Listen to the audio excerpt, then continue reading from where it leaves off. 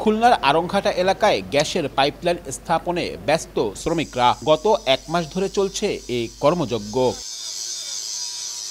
দক্ষিণ পশ্চিমাঞ্চলের শিল্প প্রতিষ্ঠানে গ্যাস সরবরাহের লক্ষ্যে 2012 সালে কুষ্টিয়ার ভেড়ামারা থেকে খুলনার আরংঘাটা পর্যন্ত 165 কিলোমিটার পাইপলাইন স্থাপন করা হয়। নির্মাণ করা হয় গ্যাস ট্রান্সমিশন ল্যান্ডফিল্ডও। কিন্তু 1 যুগ কেটে গেলেও গ্যাস সরবরাহ শুরু হয়নি। সম্প্রতি ব্যবসায়ীদের দাবির প্রেক্ষিতে গ্যাস সরবরাহের সিদ্ধান্ত নেয় সুন্দরবন গ্যাস কোম্পানি। প্রথম পর্যায়ে মিলবে বিসিক শিল্পনগরীর কারখানাগুলোতে। এজন্য জেলার আরংঘাটা থেকে শিল্পনগরী পর্যন্ত শুরু হয়েছে পাইপলাইন স্থাপনের কাজ। এখানে মোট 3টা পার্টে কাজ হচ্ছে। প্রথম পার্টটা আমরা কাজ করছি আরংঘাটা থেকে তেলিগাতি পর্যন্ত।